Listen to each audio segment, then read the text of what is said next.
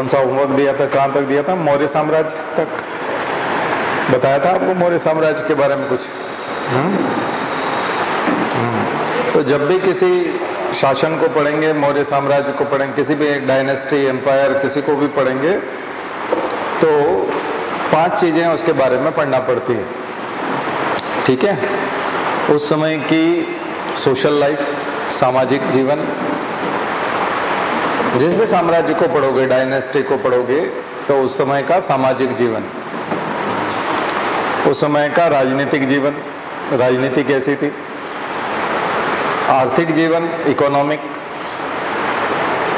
सामाजिक के साथ सांस्कृतिक भी, सोशल एंड कल्चरल। उस डायनेस्टी में सोशल और कल्चरल कैसा था? इकोनॉमिक की जब बात आएगी तो इकोनॉमिक में खास करके एग्रीकल्चर, टैक्सेशन, टैक्स कैसे देते थे, एग्रीकल्चर कैसे होता था, उसके अलावा भी और कौन से ट्रेड था, जैसे बुनाई होती थी, ठीक है, या बर्तन बनाए जाते थे, व्यापार कौन कौन से थे, ट्रेड।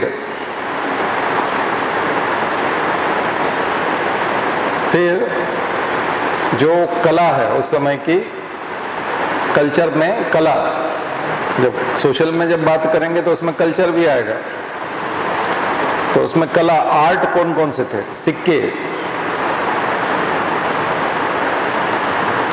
फिर उस समय का लिटरेचर, साहित्य, उस समय का साहित्य आपको लिखना पड़ेगा।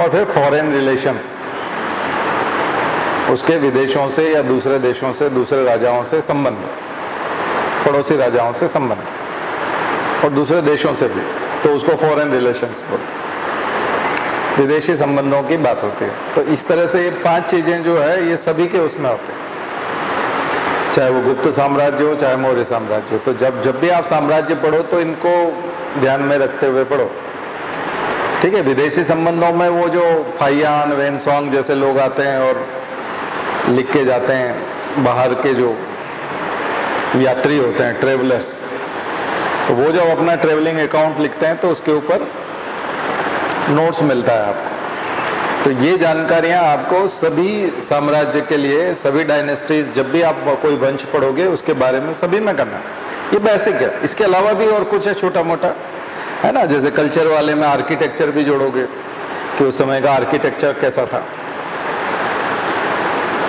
तो ये पैटर्न है तैयारी करने का। उसके अलावा जो प्रश्न आते हैं वो आते हैं विवाद वाले, डिस्प्यूट वाले। हिस्टोरियन में बड़े डिस्प्यूट होते हैं, किसी किसी को बहुत ग्लोरीफाई करके लिखा जाता है, किसी डायनेस्टी को तारीफ की जाती है।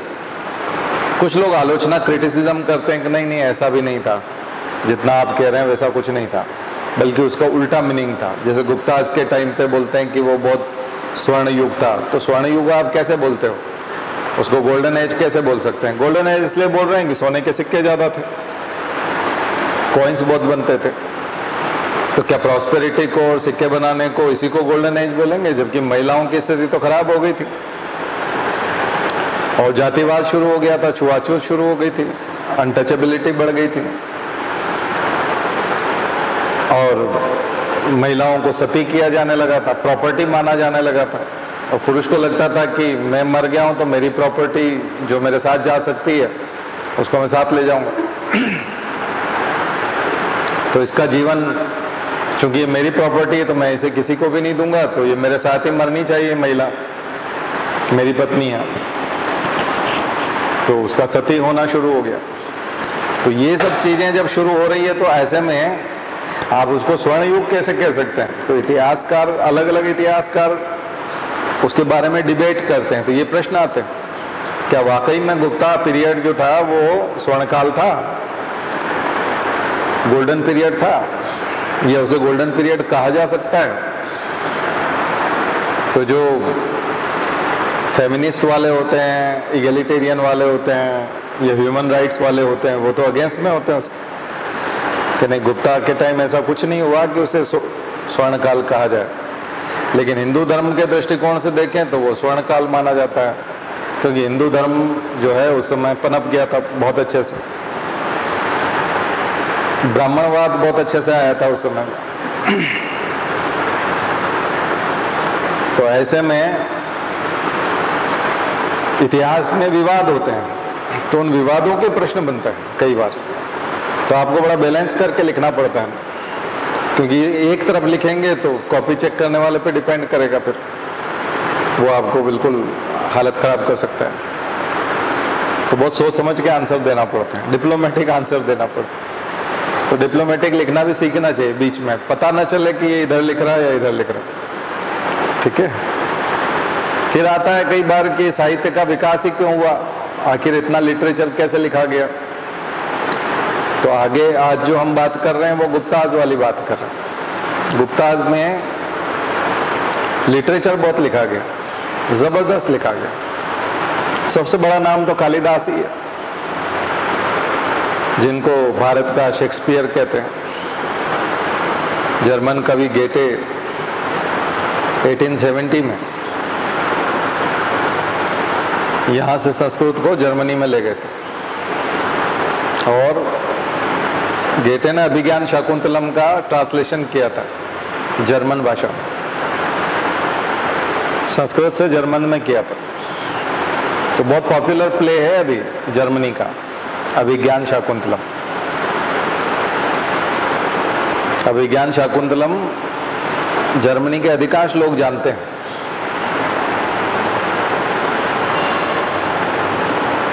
दरअसल संस्कृत भाषा जर्मनी की एक पहचान है। कई बार हर चीज पढ़ना जरूरी नहीं होती। जैसे एम्स हॉस्पिटल है हमारे यहाँ, तो उस एम्स में भर्ती होना जरूरी नहीं है पता करने के लिए। आप सब जानते हैं कि एम्स कहाँ पर है। हमीदिया हॉस्पिटल के अंदर एडमिट होने की जरूरत नहीं है, या गांधी मेडिकल कॉलेज में स्टूडेंट के तौर पे एडमिशन लेने की जरूरत नहीं। आप बोलोगे कि ये गांधी मेडिकल कॉलेज, क्योंकि आप जानते हो। वैसे जर्मनी का बच्चा बच्चा जानता है कि यहाँ संस्कृत पढ़ी जाती है, चाहे उन्होंने खुद ने संस्कृत ना पढ़ी। बात समझ में आई? संस्कृत पढ़ना जरूरी नहीं है, लेकिन जर्मनी का हर व्यक्ति जानता है कि जर्मनी में संस्कृत चलती है। और अभिज्ञान शाकुंतलम के बारे में भी हर पढ़ा लिखा आदमी जानता है वहां। आप पूछोगे आपको संस्कृत आती? नहीं, संस्कृत नहीं आती, लेकिन संस्कृत हमारी यूनिवर्सिटी में सब्जेक्ट है। इसलिए जियोलॉजी में आप एडमिशन नहीं लेते, लेकिन अपनी यूनिवर्सिटी में जियोलॉजी डिपार्टमेंट होता है, तो उसके सामने से कई बार आप गुजरते हैं, तो आपको पता होता है कि हमारी यूनिवर्सिटी में जियोलॉजी डिपार्टमेंट है। और कुछ लोग उसमें कोर्स करते हैं, हमने नहीं किया, लेकिन कुछ लोग करते हैं, लेकिन आपको पता होता है, तो उससे पहचान बन जाती है। तो जर्मनी में संस्कृत को इस तरह से जाना जाता है। इसलिए इंडो जर्मन रिलेशनशिप में जब कभी भी भारत और जर्मनी की यात्रा होती है, प्रधानमंत्री करते हैं, तो उसके पीछे संस्कृत वाले बहुत सारे लोग एक आध महीने पहले पहुंच जाते हैं। और वहां पर भारत उत्सव की तैयारी होती है, इंडिया फेस्टिवल होता है, इंडिया ईयर मनाता है जर्मनी, और स्टूडेंट एक्सचेंज प्रोग्राम होते हैं। तो बहुत सारे स्टूडेंट भारत आते हैं, यहाँ के स्टूडेंट जर्मनी जाते हैं। तो संस्कृत कई देशों से जोड़ती है। हमारे गायत्री परिवार के माध्यम से हम लोग बाल्टिक कंट्रीज से जोड़ते हैं, लाटविया, लिथुआनिया, एस्टोनिया, ये सारे कंट्री जो हैं शांति कुंज हरिद्वार में देव संस्कृति विश्वविद्यालय से जुड़े हुए हैं। वहाँ बाल्टिक कंट्रीज की स्पेशल डिवीजन है, संस्कृत चलती है। इंडियन कल्चर पढ़ाया जाता है बाल्टिक कंट्रीज में, पोलैंड में, और वहाँ बहुत पहले से संस्कृत थी, बहुत पहले से। बल्कि उनकी जो पोलिश और तमाम प्रकार की जो लैंग्वेज है उसमें संस्कृत वर्ड है जो कहते हैं, संस्कृत के बहुत नजदीक है। इसलिए संस्कृत को इंडो यूरोपियन लैंग्वेज कहा जाता है। संस्कृत कौन सी लैंग्वेज है? इंडो यूरोपियन लैंग्वेज, भारोपीय भाषा परिवार की लैंग्वेज है। हिंदी उससे निकली है, हिंदी भी इंडो आर्यन है। इंडो यूरोपियन से इंडो आर्यन बनी है। इंडो यूरोपियन से क्या बना है? Indo Aryan. आर्यन शब्द ईरानियन से बना है। ईरानियन आप बार बार बोलोगे तो आर्यन हो जाए। तो वहां से जो चीजें हैं वो यूरोप से चल करके ईरान तक आई हैं और ईरान से फिर हमारे नॉर्थ इंडिया में पहुंची हैं, खास करके हिमालय वाले क्षेत्र में, गंगा यमुना के क्षेत्र में। और फिर वहां से लोकल लैंग्वेज बनी है दूसरी स्टेट वाली, गुजराती, हिंदी, राजस्थानी, पंजाबी, ये सब भाषाएं। ये हिंदी की सिस्टर लैंग्वेजेस हैं। मदर लैंग्वेज जो है वो संस्कृत, और संस्कृत उधर की भी मदर लैंग्वेज है बहुत सारी, पोलिश, एस्टोनिया, लाटविया, लिथुआनिया, और वो जो रशिया की जो बहुत सारी पार्ट था, ओल्ड यूएसएसआर, उसका बहुत सारा पार्ट जो था वो संस्कृत से था। बात समझ में आ रही ना?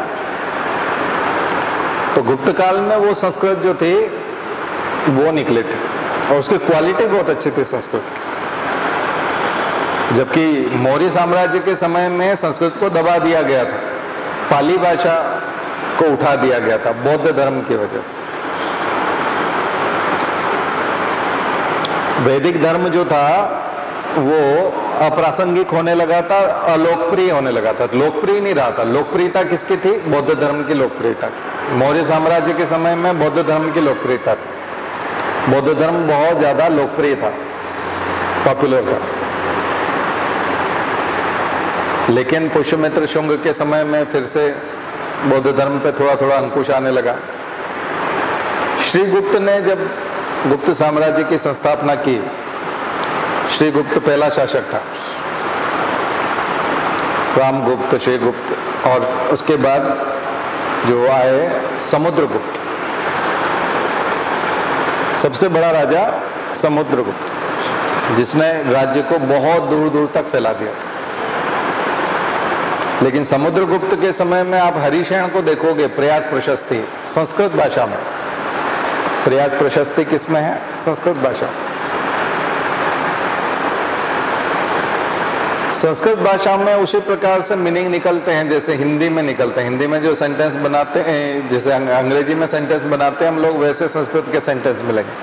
हिंदी सीधी सीधी भाषा, संस्कृत को मीनिंग निकालना पड़ता है। हिंदी का सेंटेंस जहां जाके रुक जाता है, उसके आगे खालिस्तान को भरा जा सकता है। संस्कृत में मीनिंग चेंज हो जाएगा अगर आप खालिस्तान भरेंगे तो, उसका सेंटेंस संस्कृत ही पूरा करेगी। इंग्लिश में भी ऐसा ही है, क्योंकि हिंदी में बिना बोले भी अर्थ निकाले जा सकते हैं। खालिस्तान छूटने पे भी एकदम ही अर्थ समझ में आ जाता है कि है क्या, आगे क्या आएगा। तो संस्कृत और इंग्लिश में दोनों में कुछ समानता है। तो ये जो लैंग्वेज है ये फ्लोरिश हुई थी गुप्त साम्राज्य में, खास करके कालिदास। और आम जन की भाषा भी थी, प्राकृत या पाली नहीं थी, आम जन की भाषा बन गई थी। हिंदी नहीं थी, संस्कृत थी। हिंदी तो 100 साल पुरानी भाषा है, भारतेंदु युग, कांग्रेस की स्थापना के बाद है, बल्कि 1885 के बाद हिंदी पैदा हुई। हिंदी ज्यादा पुरानी भाषा नहीं है। भारत के अंदर तमिल सबसे पुरानी भाषा है। 4000 BC तमिल। संगम काल मैंने शायद होमवर्क दिया था, तो एक होमवर्क आप संगम काल का करो, संगम पीरियड, संगम साहित्य बहुत पुराना, इसलिए क्लासिकल लैंग्वेजेस हैं। तेलुगु, मलयालम, कन्नड़, तमिल, इनको बोलते हैं क्लासिकल लैंग्वेजेस। हिंदी को क्लासिकल लैंग्वेज नहीं बोलते, शास्त्रीय भाषा है, क्लासिकल डांस की तरह। नॉर्थ इंडिया के डांस को कभी क्लासिकल डांस नहीं बोलते, क्लासिकल डांस साउथ इंडिया के डांस को बोलते। हालांकि है, ओडिसी है और मणिपुरी को भी हम क्लासिकल में लेते हैं, लेकिन फिर भी जो हमारा नॉर्थ इंडिया में जो चलता है, गरबा हुआ, भांगड़ा हुआ, या राजस्थान के जो घूमर उमर है, ये जो सब डांस है फिल्मों में जो चलते हैं, सबसे ज्यादा ये चलते हैं। गरबा चलता है, घूमर चलता है, भांगड़ा चलता है, फिल्में इसी से बनती हैं। तो बड़े लोकल टाइप का, जैसे वोकल गायन जो होता है, उसमें सुगम संगीत और क्लासिकल शास्त्रीय संगीत 2 प्रकार की श्रेणियां मानते हैं। सुगम संगीत मतलब सिंपल गजल, ठुमरी, और जो आप साधारण ठुमरी तो फिर भी उधर क्लासिकल में हो जाता है, लेकिन जो बिल्कुल ही आप गजल वजल गाते हो या साधारण गाने गाते हो, मेरे देश की धरती सोना उगले उगले, जहाँ डाल डाल पर सोने की चिड़िया करते, सब सुगम संगीत। उसमें कोई स्वरों का, और उनका स्वरों का है थोड़ा बहुत, लेकिन रागों का उतना इस्तेमाल नहीं है। लेकिन जो राग आधारित गीत होते हैं वो शास्त्रीय संगीत होते हैं, क्लासिकल। और वो कर्नाटक और हिंदुस्तानी दो श्रेणी, दो शैलियां, दो स्टाइल है, कर्नाटक स्टाइल और हिंदुस्तानी स्टाइल, उसे ही क्लासिकल माना गया। तो ये बहुत ओल्ड होती है और रिचुअलिस्टिक होती है, परंपरावादी होती है, ऑर्थोडॉक्स होती है, उनको कहा जाता है क्लासिकल। और जो डायनामिक होती है, समय के अनुसार बदल जाती है, एडाप्टेशन होता है, जिसमें अनुकूलन होता है, उसे क्लासिकल नहीं कहते। तो हिंदी बड़ी एडाप्टिव लैंग्वेज है, एडाप्टेशन बहुत है हिंदी में, जहां जाती है हिंदी बदल जाती है, थोड़े थोड़े क्षेत्र में जाकर के हिंदी बदल जाती है, अपने हिसाब से ढल जाती है। क्लासिकल लैंग्वेज नहीं ढलती, उसकी एक वो क्लासिक बनी रहती है। ठीक है, तो संस्कृत एक क्लासिकल लैंग्वेज है, लेकिन भारत की नहीं है, बाहर से आई, इंडो यूरोपियन फैमिली की है। विकिपीडिया में जाकर के देखिएगा, Indo Aryan languages, Indo European languages, वहां आपको इसका ओरिजिन मिलेगा। इसलिए वो जर्मन, पोलिश और उन वाली लैंग्वेजेस से मिलती है, उसके वर्ड मिलते हैं। यहां तक कि इंग्लिश में भी यदि आप देखेंगे तो मदर, मात्र, तो वो एम से ही शुरू है, ब्रदर, भ्रातृ, फादर, पित्र, तो प से शुरू हो रहा है, र पे खत्म हो रहा है, म से शुरू हो रहा है, र पे खत्म हो रहा है, ब से शुरू हो रहा है और र पे खत्म हो रहा है। तीनों में आप देखेंगे तो एक जैसा है, और जबकि ये सबसे पुराने शब्द है। हम बोलते हैं मम, मी, तो वो सारे मिलेंगे। तो हिंदी में साफ साफ है, मुझे, सीधा ही चेंज हो जाता है, वहां मीनिंग एकदम होता है ना। यू बोलते हैं, तुम बोलते हैं वहां, तुम सीधा तुम बोल देते। देखा जाए तो हिंदी में तुम अलग होता है, तू अलग होता है और आप अलग होता है, तीन तरह की श्रेणियां। संस्कृत जो है वो भेदभाव नहीं करती, पिता को भी वो त्वम ही कहता है, त्वम कुत्र गच्छसि। बेटा भी अगर जा रहा है और पिता बोल रहा है तो वो भी त्वम ही बोल रहा है। तो जैसे यू में भेदभाव नहीं है, वैसे संस्कृत में भी भेदभाव नहीं, बड़े के लिए भी वही शब्द है, छोटे के लिए भी वही शब्द, जबकि हिंदी में अलग है। हिंदी का बड़ा ईगो है, नहीं तो बुरा मान जाते हैं। इंग्लिश में नहीं है, संस्कृत में भी नहीं है, ये वहीं से आया है। ठीक है, तो इससे ऋग्वेद और आर्यों का आगमन समझ में आता है कि नहीं? केवल लैंग्वेज नहीं है, वही है। केवल ऐसे ही डिंडोरा पीटने से नहीं होता, उसके पीछे बहुत सारी थ्योरीज हैं। सबसे बड़ी तो लैंग्वेज थ्योरी, क्योंकि लैंग्वेज के ओरिजिन हुए हैं और उसको बोलते हैं कल्चरल डिफ्यूजन की थ्योरी है, मॉर्गन का कल्चरल डिफ्यूजन की थ्योरी, कि सांस्कृतिक प्रसार हुआ है, एक जगह से दूसरी जगह संस्कृतियां फैली हैं, तो उसमें बुरा क्या है? तो यहाँ की जो लैंग्वेज थी वो कहलाती थी द्रविडियन लैंग्वेजेस, जो साउथ की तमिल, तेलुगु, मलयालम, कन्नड़, ये लैंग्वेजेस क्या कहलाती? गोंडी, मध्य प्रदेश की गोंडी भी है उसमें, आदिवासी लोग जो गोंड आदिवासी बोलते हैं वो भी है, कुरुक, गोंडी, अफगानिस्तान की ब्राहुई, ये द्रविडियन लैंग्वेजेस हैं। काले रंग के लोग, द्रविडियन को इंग्लिश में निग्रो बोलते हैं, निग्रोइड, निग्रोइड का हिंदी फॉर्म है द्रविडियन। हमारे यहाँ हम लोग द्रविड़ बोलते हैं, द्रविड़, उत्कल, बंग बोलते हैं ना, तो द्रविड़ शब्द दक्षिण के लिए, और रामायण महाभारत में उनको राक्षस कहा जाता था। द्रविड़ को क्या कहा जाता था? राक्षस। तो रावण जो था वो तमिल ब्राह्मण था। बात समझ में आ गई?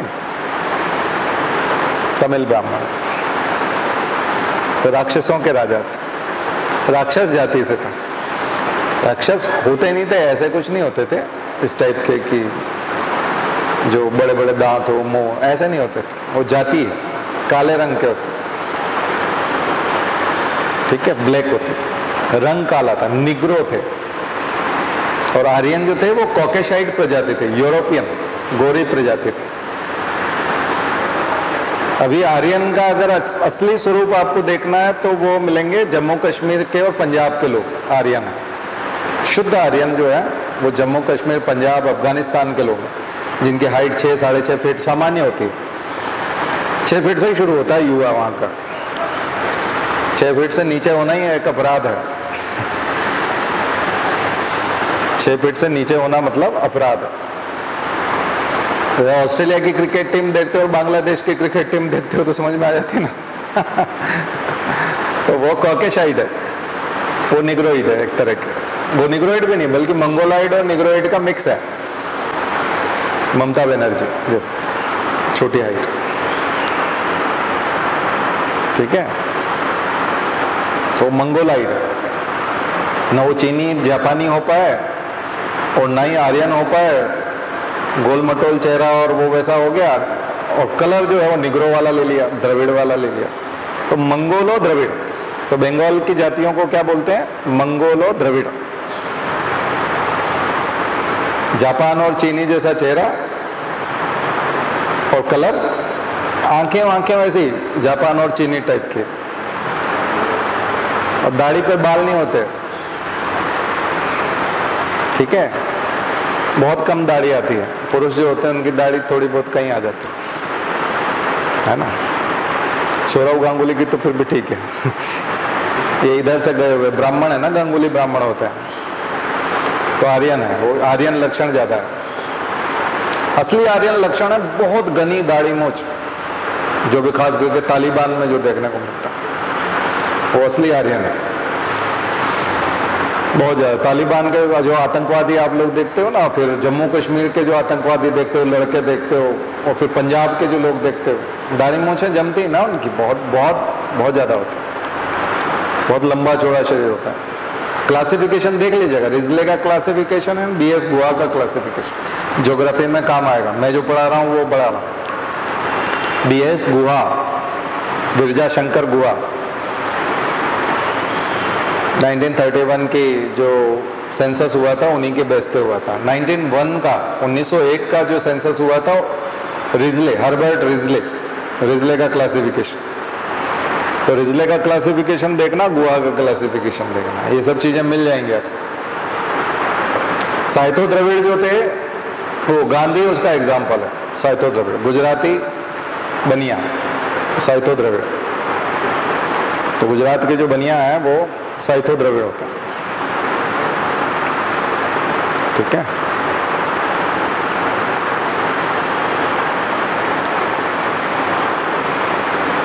ये रहता है गुजराती बनिया। और आर्यन कैरेक्टर जो है आपको देखने को मिलेगा, शुद्ध तो बहुत तीखी नाक, लंबा चेहरा। नेहरू का जो फोटो है आप देखोगे तो इंडो आर्यन का लक्षण है।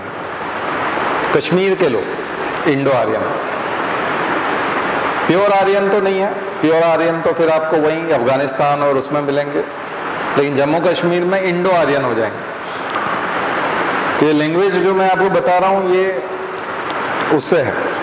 ऋग्वेद जब आया था तो ऋग्वेद बनकर के आया था, ये यहाँ बनाया गया था, क्योंकि ऋग्वेद के बारे में कोई लिखित साक्ष्य नहीं, और बोला भी जाता है अपौरुषेय है, मनुष्यों ने नहीं बनाया, भगवान ने बनाया, या ऋषियों ने सिर्फ उसको सुना है, श्रुति है, लिखित में नहीं है, तो वो एक श्रुति है।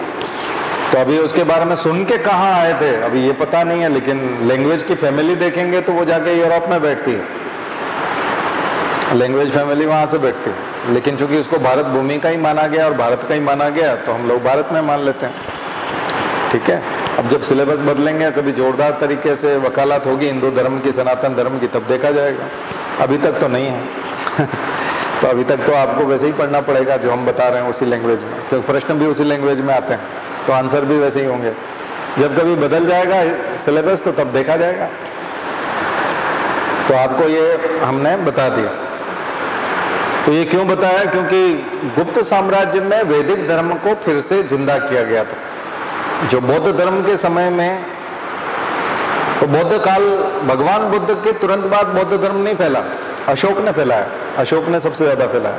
300 BC में लगभग बौद्ध धर्म फैला और 300 तक, 600 साल तक बौद्ध धर्म का ही बोलबाला रहा। 600 साल तक, 600 ईयर्स तक।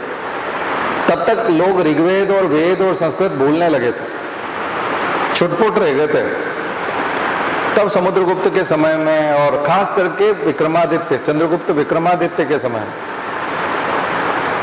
संस्कृत ने, क्योंकि चंद्रगुप्त विक्रमादित्य ने पेट्रोनेज दिया, उसको पेट्रोन दिया, संरक्षण दिया। क्योंकि किसी भी भाषा को फैलाने वालों को राजा ही संरक्षण दे सकता था। क्योंकि अगर कोई पढ़ाई लिखाई में लगा है और भाषा सीखने में लगा है और सिखाने में लगा हुआ है, तो उसके परिवार का संचालन कौन करेगा? राजा। और राजा के पास इतना अतिरिक्त पैसा होना चाहिए कि वो भाषा के विकास के लिए और साहित्य के लिए पैसा दे सके, उसके लिए टिकाऊ शासन होना चाहिए।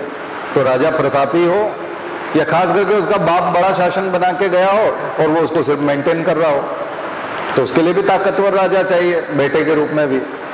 नहीं तो पिता ने तो फैला दिया, लेकिन बेटा उसको मेंटेन नहीं कर पाया। रिटेन भी करना भी तो जरूरी है ना उसको, नहीं तो कैसे करेगा? फिर कोई दूसरा ताक में बैठा रहता है। तो समुद्रगुप्त के साथ ये था कि समुद्रगुप्त ने बहुत दूर दूर तक राज्य को फैला दिया, और चंद्रगुप्त विक्रमादित्य प्रतापी था तो उसको मेंटेन कर गया। तो उसके पास काफी समय था उज्जैन में रहने के लिए। और चंद्रगुप्त विक्रमादित्य ने मगध से, पाटलिपुत्र से अपनी राजधानी भी उज्जैन शिफ्ट कर ली, जो बहुत प्राचीन काल से, महाजनपद काल से। महाजनपद काल में आपने देखा कि कृष्ण जो है वो पढ़ने के लिए आए थे उज्जैन में, सांदीपन आश्रम में। इसका मतलब देखिए, कृष्ण पूजा को ब्राह्मणों ने अलाउ किया था गुप्त साम्राज्य में, महिलाओं के लिए भी और शूद्रों के लिए भी। क्योंकि कृष्ण, ब्राह्मण ऐसा मानते थे कि कृष्ण क्षत्रिय नहीं थे और ना ही वो ब्राह्मण थे, वो यादव थे, मतलब अभी के ओबीसी में से थे। तो यादव कुल के थे, इसलिए उनकी पूजा की जा सकती है। तो शूद्र लोग भी उनकी पूजा कर सकते हैं और महिलाएं भी उनकी पूजा कर सकते हैं। भगवान अपवित्र नहीं होंगे, क्योंकि वो खुद ही पवित्र नहीं है ठीक है, वो खुद ही शूद्र में से आते हैं, ओबीसी शूद्र में आते थे। ठीक है, तो जातिवाद जो है पहली बार गुप्त साम्राज्य में डेवलप हुआ। जातियां और उपजातियां बने। जजमानी सिस्टम पढ़िएगा कभी, डॉक्टर राम आहूजा की किताब पढ़िए, भारतीय समाज, इंडियन सोसाइटी, तो जजमानी सिस्टम आएगा। जजमानी सिस्टम में आपको समझ में आएगा कि जातियों का निर्माण कैसे हुआ, काम के आधार पे हुआ, कौन कौन क्या काम करता था। तो उनका था कि जो दिमाग से काम लेते हैं वो अभी के जनरल कास्ट है, भारत सरकार के हिसाब से जनरल, उनको हम जनरल में लेते हैं, या फिर अदर, अन्य क्लास, ठीक है ना, या फिर सामान्य बोलते हैं, या फिर उसको हम लोग बोल देते हैं अनारक्षित। जब खास करके आरक्षण की बात होती तो उसको अनारक्षित बोल देते हैं कि इसका आरक्षण नहीं है। तो ये कई सारी टर्म्स यूज होती हैं, अन्य, सामान्य, अनारक्षित, ये कैटेगरी होती है। ये किसके लिए है? ये वो वर्ग था जो उस समय में संपत्ति इकट्ठी कर रहा था, जमीन इकट्ठी कर रहा था, जमीन पर उनका कब्जा था, बुद्धि पे कब्जा था, साहित्य पे कब्जा था, शिक्षा संस्थानों पे कब्जा था, किताबें वही लिख सकते थे, पढ़ वही सकते थे, क्योंकि संस्कृति माध्यम था और संस्कृत पढ़ने का अधिकार और किसी दूसरे को नहीं था। तो क्षत्रिय लोगों को था और ब्राह्मण लोगों को था। वैश्य और शूद्र उससे बाहर थे। इसलिए वैश्य लोगों की महिलाओं को आजीविका के लिए बाहर जाने का अधिकार था। काम करने के लिए बाहर नहीं जा सकती थी। अपनी आजीविका जीवन निर्वाह के लिए उनको पति के अधीन रहना होता था। इसलिए सती प्रथा का जो है प्रचलन क्षत्रिय और ब्राह्मण दोनों में था। वैश्य और शूद्रों में सती प्रथा नहीं थी। बात समझ में आ रही? कि वो उन्हीं के ऊपर निर्भर करते थे जीवन निर्वाह के लिए, और पति चला गया तो अब उसको भी मरना है, क्योंकि दूसरा तो कोई जीवन निर्वाह करेगा नहीं उसका। ये रहता था। तो सती प्रथा की शुरुआत गुप्त काल में इस कारण से हुई। जाति प्रथा की शुरुआत भी इसीलिए हुई क्योंकि जीवन निर्वाह के लिए महिलाएं बाहर जाती है, मतलब वो उतने पवित्र नहीं रहे, कैरेक्टर वाइज भी पवित्र नहीं माना जाता था, क्योंकि महिलाएं बाहर जाने लगी, काम करने के लिए जाने लगी, तो उनके लिए कैरेक्टर भी उतना ज्यादा जरूरी नहीं रहा। कैरेक्टर की शुद्धता, चरित्र की शुद्धता की बात केवल क्षत्रिय, और इसलिए उनको पर्दा प्रथा में भी रखा गया और उनको अंदर भी रखा गया, बंद करके भी रखा गया। तो गुप्त साम्राज्य में महिलाओं की दुर्गति जो हुई वो इस कारण से हुई। और जाति प्रथा इसलिए शुरू हुई कि जो हाथ से काम करते थे उन सबको शूद्र माना गया, जिनको श्रम करना पड़ता था, जिनको परिश्रम करना पड़ता था, दिमाग लगाने की जरूरत नहीं है, लेबर करो, लेबोरियस जो था, हाथ से काम करो। लकड़ी का काम करने के लिए ताकत लगानी है, हाथ से काम करना है, लकड़ी चीरना है, फाड़ना है, उसको आकार देना है, दरवाजा बनाना है। तो बढ़ई का काम, जो कारपेंटर का जो काम करता था वो शूद्र हुआ, वो वैश्य नहीं था। वैश्य जो था वो छूट जरूर थी महिलाओं को, लेकिन वो अब दिमाग से ही काम लेता था ज्यादा। लेकिन फिर भी जैसे दुकान में आपने देखा है कि बनिया आदमी बोरी इधर से उठा करके उधर रख देता है, थोड़ा बहुत काम तो श्रम वाला कर ही लेता है फिर भी। लेकिन जो शुद्ध रूप से हाथ से नया निर्माण करता है उसको बाद में 1950 में मंडल कमीशन जब बनाया गया था, बाद में 92 में, तो उसको ओबीसी का दर्जा दिया गया, जो हाथ से काम करता है, हाथ से ठोक ठोक के काम करता है, मकान बनाने वाला, लकड़ी से काम करने वाला, लोहे का काम करने वाला, यहां तक कि सोना चांदी से आभूषण हाथ से ठोक के बनाए जाते थे। तो जो सोनी है, स्वर्णकार, उनको भी ओबीसी में रखा गया, जबकि उनके पास कई बार ज्वेलरी शॉप होती है, लेकिन वो ओबीसी में आते हैं, जनरल में नहीं आते, यानी उनको ओबीसी का रिजर्वेशन मिलता है। तो सोनी को क्यों मिला हुआ है? उसकी तो ज्वेलरी की शॉप है, पर वो बनिया नहीं है, क्योंकि वो हाथ से ठोक के आभूषण बनाता है। आप बात समझ रहे हैं? कारीगर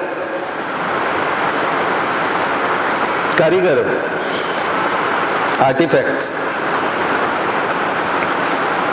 तो यहां सिद्धांत था हाथ से काम करना। यही सिद्धांत जजमानी सिस्टम में वहां आया। वो जजमान था, दक्षिणा देने वाला। जजमान कौन होता था? दक्षिणा देने वाला। ब्राह्मण को जो दक्षिणा देता था उसको जजमान कहते। आज जजमान के यहाँ भोजन है, आज जजमान के यहाँ यज्ञ है। दूसरे जजमान के यहाँ, और फिर उस दूसरे को कमीन कहा जाता था। जजमान और कमीन दो शब्द थे, इसलिए जजमानी सिस्टम कभी विकिपीडिया में जाके पढ़िए, जजमानी सिस्टम, तो वहां पे भी मिलेगा आपको। डॉक्टर राम आहूजा को पढ़ेंगे तो वहां पे मिलेगा। तो मैं जो पढ़ा रहा हूँ वो सोशियोलॉजी में भी काम आएगा, एंथ्रोपोलॉजी में भी काम आएगा, है ना। मैं केवल हिस्ट्री नहीं पढ़ा रहा, बल्कि मैंने आपको सोशियोलॉजी और एंथ्रोपोलॉजी भी इसमें डाल दिया। इसमें कुछ लोग थे जिनका काम हाथ से काम करने का था, उनको शूद्र भी कहा जाता था, लेकिन वो अति शूद्र थे, एकदम ही महादलित टाइप। उसका कारण ये था कि उनको थोड़े से बहुत निम्न कोटि के काम दिए गए थे, जैसे शमशान की रखवाली करना। मुर्दा तो सब लोग शाम को 6 बजे 7 बजे तक जला के आ जाते हैं, पर वो तो लाश तो जलती रहती है, 3-4 घंटे लगते हैं। तो ऐसे में कोई दूसरा साधु होता है, अघोरी वगैरह, तो वो कहीं उठा के ना ले जाए मुर्दे को, नहीं तो कहीं मुर्दे खाने वाले लोग थे। उज्जैन इसके लिए प्रसिद्ध था, कपाल क्रिया के लिए, और इसलिए वहां विक्रम वेताल और ऐसी कहानियां मिलेंगी आपको। महाकाल रात्रि के देवता है वैसे भी वो, उनकी पूजा अर्धरात्रि को होती है, भस्मारती, और शमशान की राख से होती है। तो तांत्रिक क्रियाएं, तांत्रिक पूजा पाठ उज्जैन में बहुत होते थे, गढ़कालिका, है ना। अभी काली के ऊपर भी जो कुछ विवाद चल रहे हैं ना, तो उसमें काली और महाकाल और गढ़कालिका और ये जो सब शब्द हैं, बिकाल भैरव, और ये जो आप देखते हो उज्जैन के सारे तीर्थ स्थान सब बड़े जबरदस्त हैं। तो ये सब तंत्र के केंद्र थे उस जमाने में। कामाख्या देवी, ये सब तंत्र के केंद्र हैं। तंत्र साधना बंगाल में बहुत होती है, सो बंगाल में बहुत ज्यादा तांत्रिक है, इसलिए वहां पर काली पूजा का भी अपना एक अलग वो इम्पोर्टेंस है। उसी के ट्वीट्स और उनका विवाद चल रहा है। तो हिंदू धर्म में तो आप लोग एक रूपता वाली बात कर ही नहीं सकते, बहुत ज्यादा पॉलीथिज्म है, बहुदेववाद है, बहुत सारे देवी देवता है, डाइवर्सिटी बहुत ज्यादा है। और जब डाइवर्सिटी इतनी जाता है तो जिसकी जैसी श्रद्धा है वैसा ही उसका देवता हो जाता है, श्रद्धा के हिसाब से देवता होता है, उसको सूट करने वाला भगवान भक्त को सूट करने वाला भगवान, जैसा भक्त को सूट करता है वैसा भगवान होगा। तो अलग अलग तरह के भगवान, किसी की पूजा ही अर्धरात्रि को होती है, किसी की एकदम सुबह सुबह होती है। भगवान शंकर के दूसरे तीर्थ स्थानों पर एकदम सुबह पूजा पाठ शुरू होते हैं, वहां अर्धरात्रि को शुरू होते हैं। अब आधी रात को जब आप ये करोगे तो फिर दिन में सोते होंगे पंडित लोग रात में तो पूजा पाठ करते हैं, भगवान का श्रृंगार करते हैं, आरती करते हैं, घंटा घड़ियाल बजाते हैं, तो थक जाते होंगे। तो दिन में सोते, रात में जगने वाले, ठीक है। खास करके तंत्र क्रियाएं जो होती है वो निगेटिव मानी जाती हैं, किसी का बुरा करने के लिए मानी जाती है। काला जादू, तंत्र क्रियाओं को हमेशा निगेटिव माना जाता है।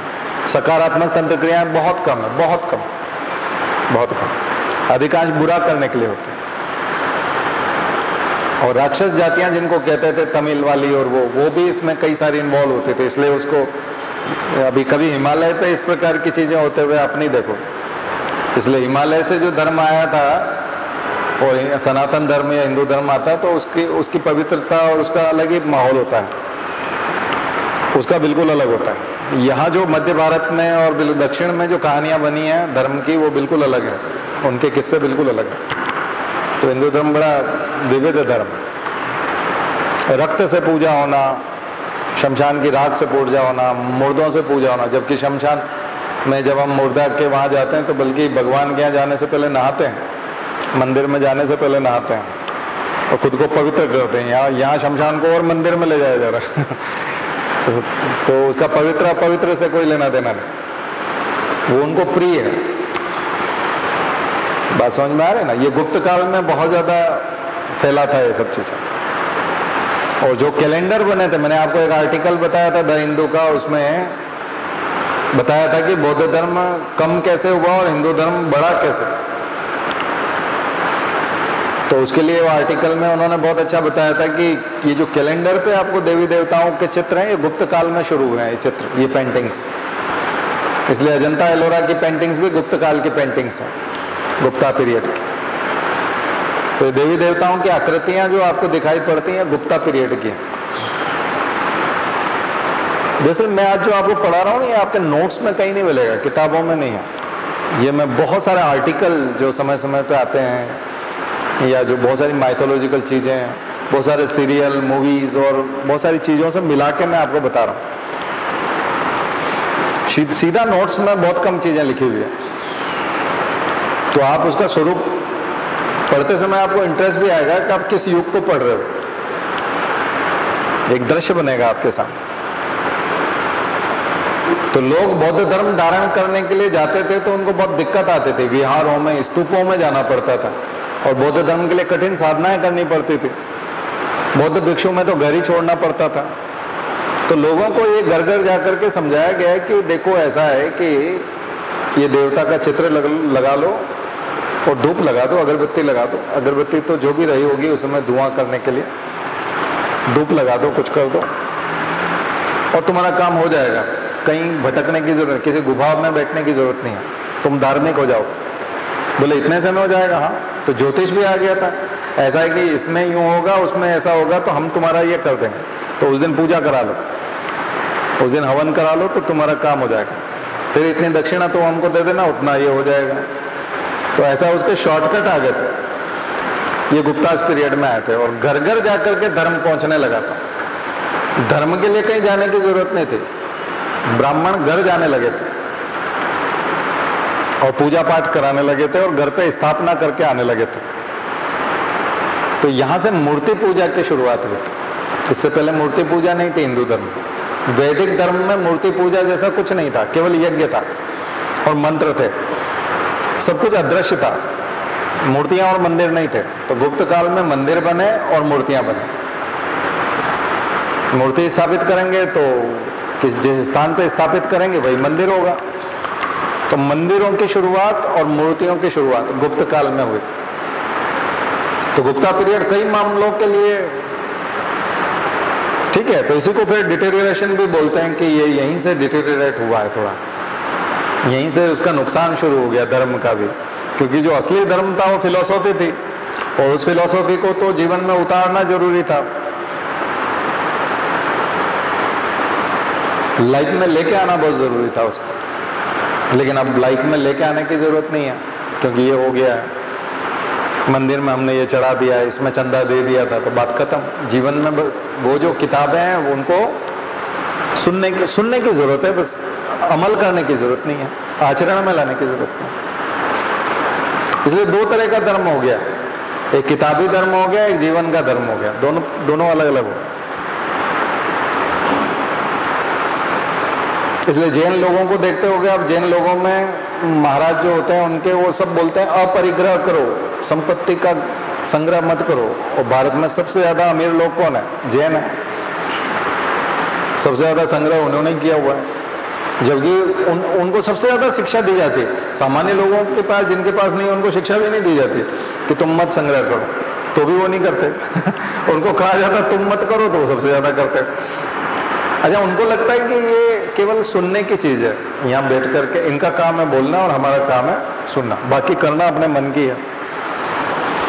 उन्होंने तय किया हुआ है कि ये सब फिक्स है। तो गुप्त काल में भी हिंदुओं ने तय कर लिया कि हमको पूजा पाठ करना, मंदिर को खुश रखना, प्रसाद चढ़ानी है और ये मूर्ति खुश होना चाहिए। वो जो किताबें हैं वो बिल्कुल अलग चीज है, उनको जिंदगी में लागू करने की जरूरत नहीं है। उससे पहले, गुप्ता से पहले वो किताबें जिंदगी में लागू होती थी, वो सिद्धांत जिंदगी में आते थे, वो फिलॉसफी जिंदगी में आती थी। तो वैदिक धर्म जो था वो मूर्ति पूजा और मंदिरों में बंध के रह गया, जबकि हिंदू धर्म का पार्ट ही नहीं था, सनातन धर्म का हिस्सा था ही नहीं। ठीक है, ये बौद्ध धर्म से सीखा गया। बौद्ध धर्म ने अपने प्रतीकों की पूजा करनी शुरू कर दी, तो उनने उसके तौर पे कि इसमें हिंदू पिछड़ जाएंगे, इसलिए उन्होंने ऐसी मूर्तियां और ऐसी कल्पनाएं की और ऐसे चित्र बनाए। नहीं तो ये चित्र तो थे नहीं पहले। तो ये गुप्त काल के पेंटर्स थे, कमाल के। ये चित्रकार कौन है? गुप्तास पीरियड, समुद्रगुप्त और चंद्रगुप्त विक्रमादित्य के समय के, रामगुप्त के समय के पेंटर्स हैं जो समाज में पहुंचे। उस समय समाज के आदर्श बिल्कुल अलग थे, उससे पहले का समाज बिल्कुल अलग था।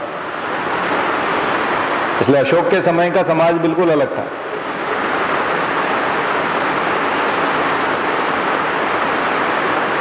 समझ में आ रहा है? तो हिस्ट्री को पढ़ोगे तो आंखें खुलेगी, फिर समझ में आएगा कि अभी पॉलिटिक्स क्या कर रही है। किसी चैनल पे नहीं मिलेगी ये जानकारी, न्यूज चैनल पे नहीं मिलेगी, नोट्स में मिलेगी। बुक्स पढ़ो ना, एंशिएंट इंडिया बताया, वीडी महाजन पढ़ो, और एनसीईआरटी के लिए R S. Sharma, Romila Thapar, ancient India Romila Thapar, R S. Sharma, V D Mahajan, IGNOU के नोट्स, ई ज्ञान कोश और हमारे नोट्स, सब एक जैसी कहानी लिखी, एक ही जैसी बात है। ठीक है, ये चीज है, तब जाकर के आप क्वेश्चंस के जवाब दे पाओगे। तो कहीं न कहीं तो कोई न कोई शुरुआत हुई होगी ना, तो यहां से शुरुआत हुई। इसी समय स्मृतियों की शुरुआत हुई, मनुस्मृति, याज्ञवल्क्य स्मृति, स्मृतियों की शुरुआत भी यहीं से हुई। पुराणों की शुरुआत भी इसी समय, माइथोलॉजिकल इसलिए बोला जाता है पुराण, मिथ कहते हैं इसलिए। इंग्लिश में मिथ मतलब गाली होती है, मतलब बकवास, गप लगाना, ये मिथ है। तो पुराण जो है माइथोलॉजिकल, पौराणिक, हिंदी में माइथोलॉजिकल, हिंदी में शब्द क्या है? पौराणिक, टोटल गप। तो पुराण टोटल गप है। उनको धार्मिक साहित्य नहीं कह सकते, राजनीतिक साहित्य है। इसलिए गुप्त काल के बारे में कहाँ मिलेगा? वायु पुराण में, विष्णु पुराण, गुप्त काल के बारे में मिलेगा। गुप्तास पीरियड की हिस्ट्री है, राजाओं की हिस्ट्री। पुराणों में क्या है? राजाओं की हिस्ट्री शुरू हो गई। मत्स्य पुराण सबसे पुराना है। मौर्य साम्राज्य की हिस्ट्री वहां मिलेगी बहुत सारी। तो मौर्य साम्राज्य से पुराण शुरू हो गए थे। ये वैदिक साहित्य नहीं बोलते इनको, वैदिकोत्तर साहित्य, पोस्ट वैदिक पीरियड लिटरेचर, पोस्ट वैदिक लिटरेचर है ये, वैदिक लिटरेचर नहीं है। वैदिक लिटरेचर उपनिषद में समाप्त हो जाता है। वैदिक लिटरेचर क्या है? उपनिषद में समाप्त होता है।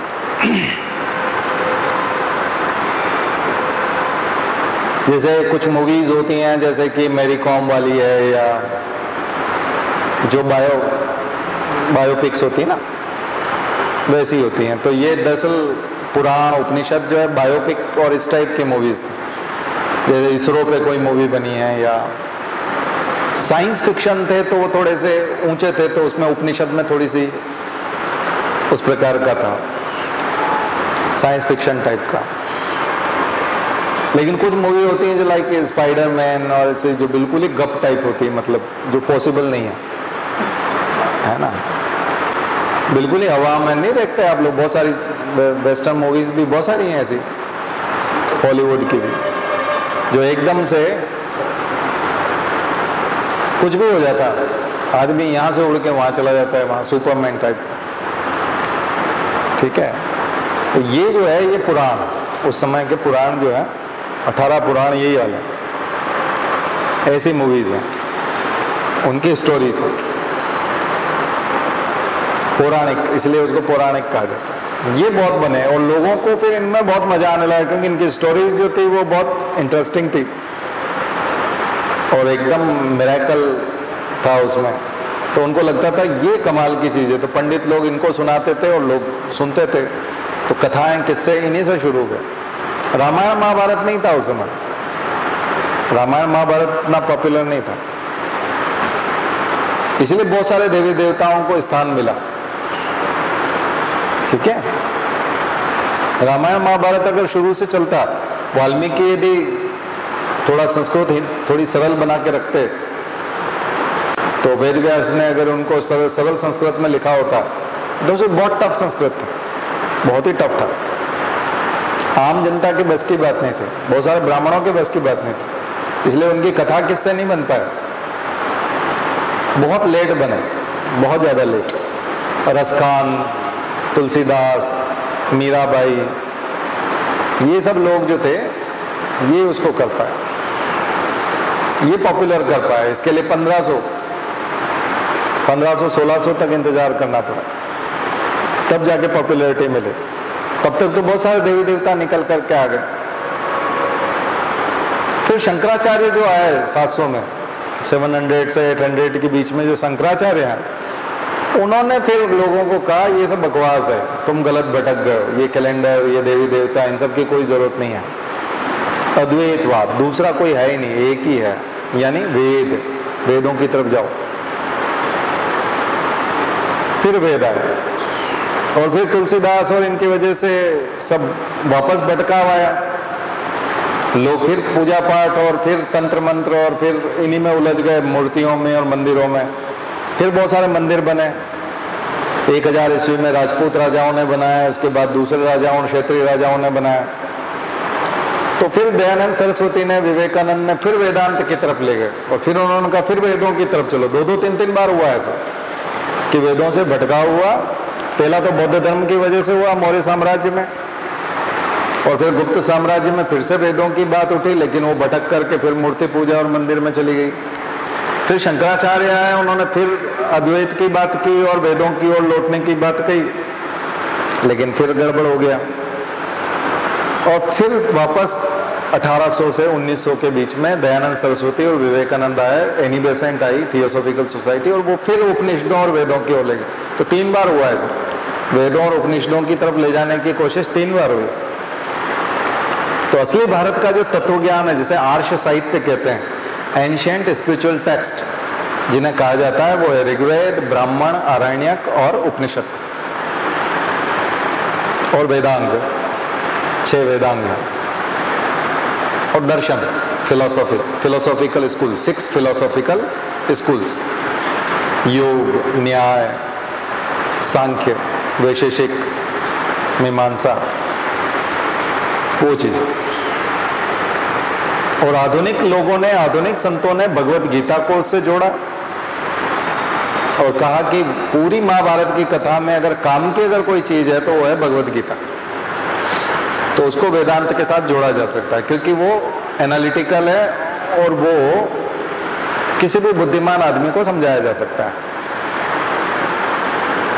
तो इंडियन जो हमारा पूरा ये जो स्पिरिचुअल, जो हमारी कह सकते हैं कि एक पूरी विरासत है, लिगेसी है, वो ये चीज है वेदांत, जिसमें 3 चीज आती है, मैंने बताया था, उपनिषद, ब्रह्मसूत्र और भगवत गीता। तो जो उत्तर मीमांसा हम लोग बोलते हैं वो इसका पार्ट है, ब्रह्मसूत्र, उत्तर मीमांसा। सो उपनिषद, उत्तर मीमांसा। तो भगवान शंकर, जिनको शंकराचार्य को भगवान शंकर भी कहते हैं, आदि गुरु शंकराचार्य भी कहा जाता है, तो आदि गुरु शंकराचार्य और विवेकानंद इन 2 चीजों पे जोर देते हैं, कर्म कांडों पे नहीं देते। ठीक है, तो बीच में क्या दिक्कत है? बीच में पुजारी आता है, बीच में मूर्तियां आती हैं, बीच में मंदिर आते हैं, बीच में कर्म कांड आते हैं। तो यहां फिर एंथ्रोपोलॉजी, सोशियोलॉजी लाता हूं। एलपी विद्यार्थी, ललिता प्रसाद विद्यार्थी, वो बोलते हैं सेक्रेड कॉम्प्लेक्स। ये सेक्रेड कॉम्प्लेक्स जो है, ये हिंदू धर्म की विशेषता हो गई, जबकि ये विशेषता नहीं होनी चाहिए थी। वो हिंदू धर्म की विशेषता बन के रह गई। Sacred complex, theory of sacred complex, कभी पढ़िएगा। दरअसल मैं आपको हिस्ट्री को जानबूझ करके सोशियोलॉजी और एंथ्रोपोलॉजी के साथ जोड़ के इसलिए पढ़ा रहा हूं क्योंकि यूपीएससी का आंसर बन जाएगा, क्योंकि आप इन लोगों के आधार पर, और प्रीलिम्स में कहीं न कहीं कोई पूछेंगे तो आपको क्लिक कर जाएगा।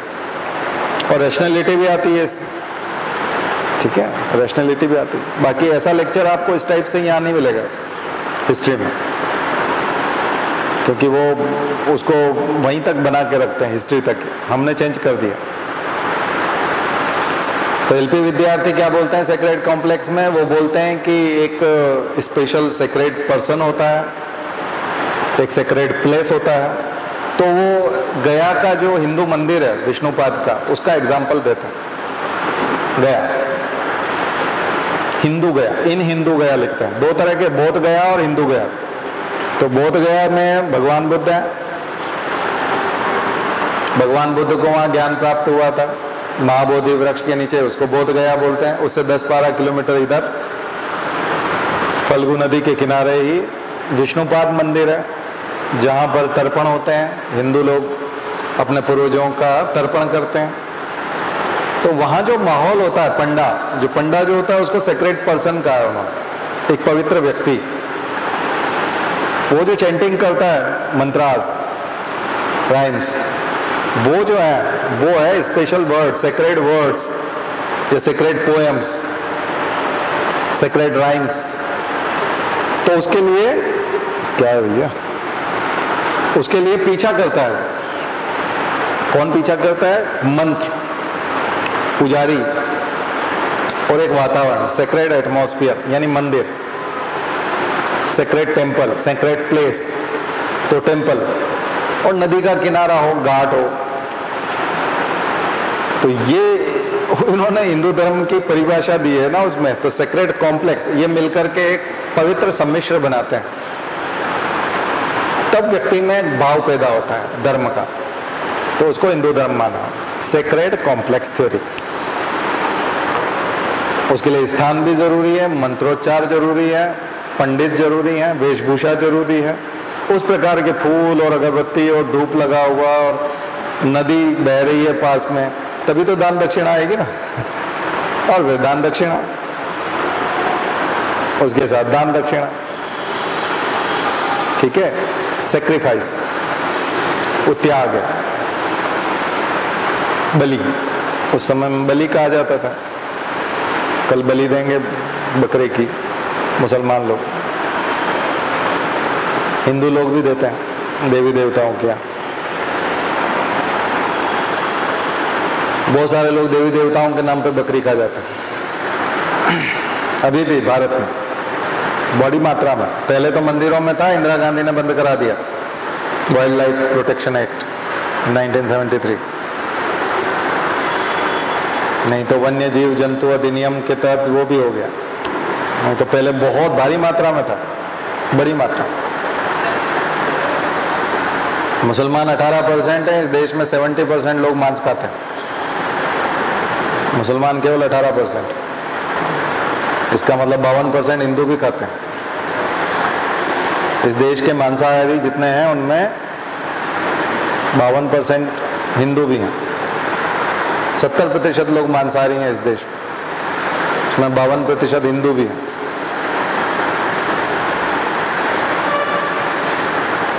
तो बहुत खतरनाक चीज है। तो वाइल्ड लाइफ बचानी चाहिए, लाइफ कोई भी हो बचानी चाहिए। इंसान कभी मांस नहीं खा सकता, इंसानियत को खो करके ही मांस खाया जा सकता है। नीचे किताब है, पशु बलि मानव धर्म पे कलंक, इंसान पर ही कलंक है पशु की बलि देना। इंसान हो ही नहीं सकता, हो जानवर है, इंसान होने पे ही प्रश्न चिन्ह लग जाता है, इंसान कैसे खा सकता है। उसके बाद कई लोग ह्यूमैनिटेरियन बातें करते हैं, मुर्गी की टांग हाथ में होती है और बातें मानवता की होती है ढेरों लोग हैं ऐसे। हमारे गुरुजी ने किताब लिखी है, नीचे बुक स्टॉल से ले लेना, मांसाहार मनुष्यता को त्याग करके ही किया जा सकता है, मनुष्यता के साथ मांसाहार संभव नहीं है, ठीक है। तभी तो जब बकरी का गला काटते हुए दया नहीं आती, तो इंसान का गला काटते हुए दया कहाँ आएगी। दया नाम की कोई चीज ही नहीं है, और दया धर्म का मूल है। हमारे यहाँ तुलसीदास जी लिख गए, दया धर्म का मूल है, जड़ है। दया नहीं है तो धर्म का तो आपने जड़ ही खत्म कर दिया, तो फिर धर्म कहां से आएगा। उसके बाद धार्मिक बातें करते हैं। तो सबसे पहले तो हिंदुओं को विरोध करते समय में 51% अपने भाइयों को समझाओ पहले तो, हिंदू भाइयों को। ज्यादा प्रतिशत तो उन्हीं का लग रहा है, ज्यादा संख्या उन्हीं की है। तो मांसाहार पे आ गया। तो ये बलि प्रथा जो है बहुत पुरानी है, ठीक है।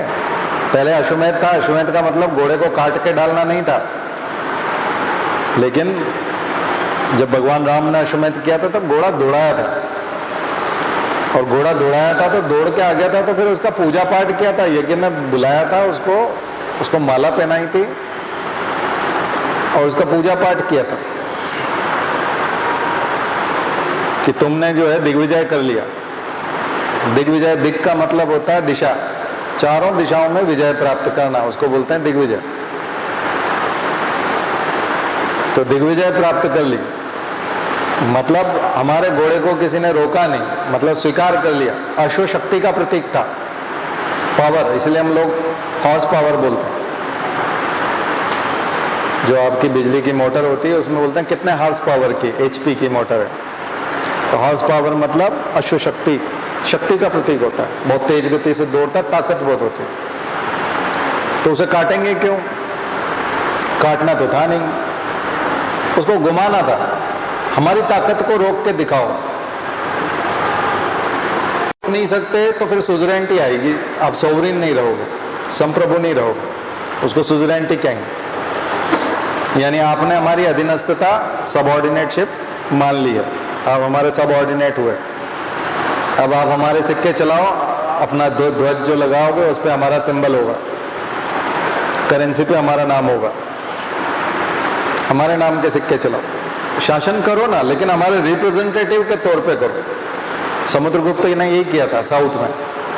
नॉर्थ में तो उसने राजाओं को मार दिया, प्रयाग प्रशस्ति में यही लिखा हुआ है, अलग अलग लाइन में उनके बारे में बताया हुआ। लेकिन साउथ में उसने कहा कि हमने तुमको जीत लिया है, लेकिन हम तुमको कृपा करके छोड़ रहे हैं। उनको लूट लिया, पीट लिया, अब उसके बाद छोड़ दिया और कहा अब तुम हमारा नाम लगाओगे। तो सुजरैन रहे वो, साउथ के जितने भी थे वो सुजरैन रहे, सुजरैनिटी थे, यानी संप्रभु नहीं थे, वो खुद स्वतंत्र नहीं थे। और नॉर्थ वालों को तो उन्होंने पीट पाट के अपने अंदर मिला लिया। तो समुद्रगुप्त इस प्रकार के राजा थे, इसलिए उनको कहा जाता है भारत का नेपोलियन। भारत का नेपोलियन, अभी दो शब्द बताया था ना, भारत का शेक्सपियर, कालिदास, और भारत का नेपोलियन। इनके ऊपर भी विवाद आते हैं। जब कभी पढ़े लिखे समाज वाले बोलते हैं तो भारत का नेपोलियन क्यों बोलते हैं, क्योंकि समुद्रगुप्त तो बहुत पहले थे, नेपोलियन तो बहुत बाद का था। नेपोलियन को बोलना था कि ये यूनान का समुद्रगुप्त है, और कालिदास के बाद आए थे शेक्सपियर, तो शेक्सपियर को बोलना था कि ये यूरोप के कालिदास है। तो उल्टा है, हम लोग बोलते हैं, उसको सौभाग्य भी मानते हैं कि किताबें पहली बार छपी वो छापा खाने पुर्तगाली और अंग्रेज लेके आए थे और उन्होंने छापी थी, तो उन्होंने अपने हिसाब से इतिहास लिख दिया। यही तो बोलते हैं इतिहास लेखन उनके हिसाब से हुआ है, तभी तो हम बोलते हैं ये भारत का नेपोलियन था, जबकि नेपोलियन तो 1800 के आसपास है। हाँ, भक्ति मूवमेंट बताएंगे ना, अभी आएगा तो अभी तो पुराना लेक्चर देख लेना आप भक्ति मूवमेंट का हमारा यूट्यूब पे।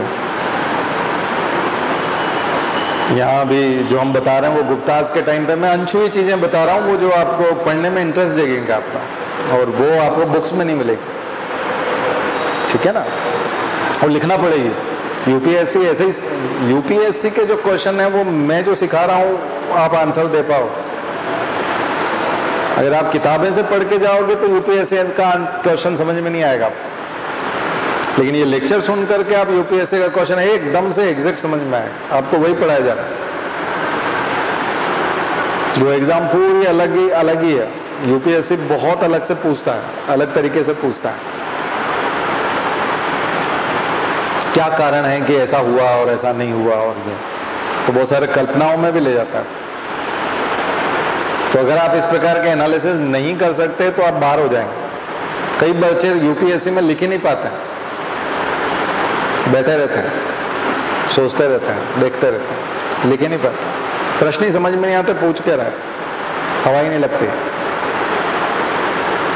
प्रश्न देखो आप, निबंध के क्वेश्चन देखो आप, दिमाग खराब हो जाएगा। कई बार आपको लगता है ये ऐसे आएगा, इस बार वैसा कुछ होता ही नहीं है उसमें। आप चाहे 100 ऐसे तैयार करके चले जाओ, वहां बिल्कुल ही एक नई दुनिया है। 8 ऐसे उसने पूछे, हवा ही नहीं लगने देंगे वो, आपके 100 डरे रह जाएंगे। 1000 कर लो आप, उसमें से नहीं बैठेगा। तो ऐसे तैयार करके नहीं जा सकते आप यूपीएससी में, वहीं स्पॉन्टेनियस वहीं लिखना पड़ेगा। और मैंने बताया कि एमपीपीएससी वाला धीरे धीरे, पिछले बार उसने फर्स्ट टाइम सिलेबस बदला और सारे ही प्रश्न पूछ लिए, पूरे ही सिलेबस पूछ लिया उसने। अब वो जूझेगा प्रश्न की कमी से पहले वाले के लिए तो बहुत आसान था, सिलेबस अभी अभी बदला था तो सारे क्वेश्चन अवेलेबल थे, तो पूरा सिलेबस पूछ डाला, पेपर हो गए खत्म। अब उसको लगेगा ये रिपीटेशन है, अब वो घुमाने की कोशिश करेगा, तो वो यूपीएससी की शरण में जाएगा धीरे धीरे। 1 साल 2 साल और चला लेगा सिलेबस से कम, फिर कहाँ जाएगा, या फिर सिलेबस बदले। तो इतना जल्दी बदलता नहीं, नहीं तो तुम डाल्टन का परमाणुवाद अभी एटॉमिक थ्योरी अभी क्यों पूछ रहे हो, इतनी पुरानी है, अभी भी उसी से काम चला रहे हो। ठीक है, इसलिए सोचना समझना सीखो, यही ताकत है। हालांकि अभी इस ताकत का प्रयोग जो है इतना ज्यादा हो नहीं रहा, पहले प्रशासन में ज्यादा होता था, अब नहीं हो रहा, क्योंकि अब सोचना ही नहीं दिया जा रहा प्रशासन में इन दिनों में। आपको वही करना होता है जो कहा गया, सोचने वोचने का काम नहीं, अब लेबर हो गया। अब इन दिनों में प्रशासन का मतलब लेबर है, अब श्रमिक से ज्यादा कुछ नहीं हो। ठीक है, वर्तमान में, लेकिन समय बदल सकता है, चांस तो कम लग रहा है बदलने के लिए फिर भी बदल सकता है। ठीक है, और बदला तो जरूर फिर से कुछ आए, लेकिन पूरी दुनिया में हो रहा है ना, इसलिए चांसेस कम लग रहा है। पूरी दुनिया में इसी प्रकार के लोगों की अहमियत बढ़ती जा रही है और वही लोग आ रहे हैं, तो उम्मीद कम ही लग रही है। अमेरिका जैसे देश से बहुत उम्मीद थी, लेकिन वहां पे भी लग रहा है कि ट्रंप ही वापस आएंगे, तो फिर कुछ कहा नहीं जा सकता। बाइडेन ने निराश किया। बाइडेन जैसे व्यक्ति से उम्मीदें बहुत ज्यादा थी, चमत्कार की उम्मीदें थी, पर वो किताबें बहुत लिखी उन्होंने, इंटेलेक्चुअल बहुत है, पढ़ा लिखा बहुत है, लेकिन ऐसे लोग भी क्या कमाल कर पाते हैं, जनता को संतुष्ट कर सकते हैं? तो जो राइट विंग पॉलिटिक्स जो है, अल्ट्रा राइटिस्ट जो पॉलिटिक्स करते हैं, वो बिल्कुल अलग होती है, पदार्थ से जुड़ी रहती है ना। नियोलिबरलिज्म, नियोलिबरल वाले में उसको उन वस्तुओं के दिखाने से नीतियां जो होती है वो इस प्रकार की होती है कि ऐसा लगता है कि वो भला करती हुई है, भला कर रही हैं, तो उसी में उलझ करके रह जाता है। तो कैरिज्मेटिक लीडर उनको चाहिए होता है, करिश्माई नेता, और उनके बारे में जैसा बता दिया गया है, उनको फिर हराना बहुत मुश्किल हो जाता है, और उनको फिर वो लीडर किसी भी कीमत पे चाहिए। उसके लिए ये जरूरी नहीं होता है कि वो कुछ करता है या नहीं करता, उससे कोई लेना देना नहीं है। इसलिए ट्रंप के जो फॉलोअर हैं उनको ट्रंप चाहिए। ट्रंप की आप बुराई करोगे तो वो स्वीकार ही नहीं करेंगे, वो बुराई स्वीकार ही नहीं कर सकते। ट्रंप की कमियों से उसको कोई लेना देना नहीं, उनको ट्रंप चाहिए, जैसा भी है ट्रंप ही चाहिए। अगर उनको लगेगा कि ट्रंप ने हमारा बुरा किया है और अपना खुद का भला कर लिया, तो भी उनको ट्रंप चाहिए। ये विशेषता होती है उसकी, बहुत ही गजब का वो फंडा है। उनको पता भी है कि हमारे लिए ठीक नहीं है, लेकिन उनके अंदर एक ईगो होता है कि हमको ट्रंप ही चाहिए, किसी भी हालत में ट्रंप चाहिए। वो हारता हुआ देख ही नहीं सकते अपने हीरो को। तो ये जो चीज है ये बहुत गजब की है, और ये हो रहा है। और ये एहसास जो कराने में कामयाब हो जाता है जो व्यक्ति, वो जीत जाता है। तो ये एहसास आता कैसे है? तो एक समय में वो नेशनलिज्म से और ऐसी बातें करने से आता था, लेकिन अब वो बात नेशनलिज्म से नहीं आता, उसमें रिलीजन का फुट भी होता है, और उसमें एक हीरोइक इमेज बनानी पड़ती है मीडिया के माध्यम से। मीडिया बनाता है पॉपुलिज्म, हाँ मैनिपुलेट करना, पॉपुलिज्म। तो पॉपुलिज्म जो होता है, वो पॉपुलिस्ट जो लीडर होता है वो, तो पॉपुलिस्ट के जमाने में रैशनैलिटी का कोई ज्यादा मतलब नहीं रहता, साइंटिफिक टेम्परामेंट का बहुत ज्यादा मतलब नहीं रहता। बहुत ज्यादा एजुकेटेड और नॉन एजुकेटेड का जो फासला है वो खत्म हो जाता है, और डेमोक्रेसी का भी कोई मतलब नहीं रह जाता। तो डेमोक्रेसी में ऐसा लगता है कि सब लोग यही चाहते हैं, लेकिन सब लोगों के ऊपर एक पर्दा होता है, उसके बाद वो उसको चाहते हैं, तो इसलिए वो सूडो डेमोक्रेसी हो गई। तो डॉक्टर अंबेडकर हार गए, निर्दलीय लड़े थे, और डॉक्टर अंबेडकर ने डेमोक्रेसी के ऊपर 5 मिनट का उनका बीबीसी का लेक्चर भी है, आप देखिए कभी यूट्यूब पे। डॉक्टर अंबेडकर बोले कोई गधा भी जीत जाएगा गाय बछड़े पर। वो गाय बछड़ा जो है चुनाव चिन्ह था कांग्रेस का, अभी जैसे कांग्रेस चिढ़ती ना कि मोदी के नाम, बीजेपी में क्या, बीजेपी में तो कोई भी जीत जाता है, मोदी का नाम चल रहा है, इस सांसद की कोई औकात थोड़ी है, इसको तो हम जानते हैं इसकी कोई औकात नहीं, ये तो मोदी के नाम से जीत गया है। कांग्रेस वाले चिढ़ते हैं अभी, उसे अम्बेडकर चिढ़ रहे थे, बोले नेहरू का ये नाम है और इतना ज्यादा नेहरू करिश्माई नेता है, पूरा देश का आदमी जो है नेहरू चाहता है, और उसका चुनाव चिन्ह गाय बछड़ा, तो जो गाय बछड़े पे खड़ा होता है गधा भी खड़ा हो जीत जाएगा। उसमें चिढ़ते हुए दिख रहे हैं, बकायदा चिढ़ते हुए दिख रहे हैं अम्बेडकर, क्योंकि अम्बेडकर चुनाव हार गया, संविधान बनाने वाला चुनाव हार गया,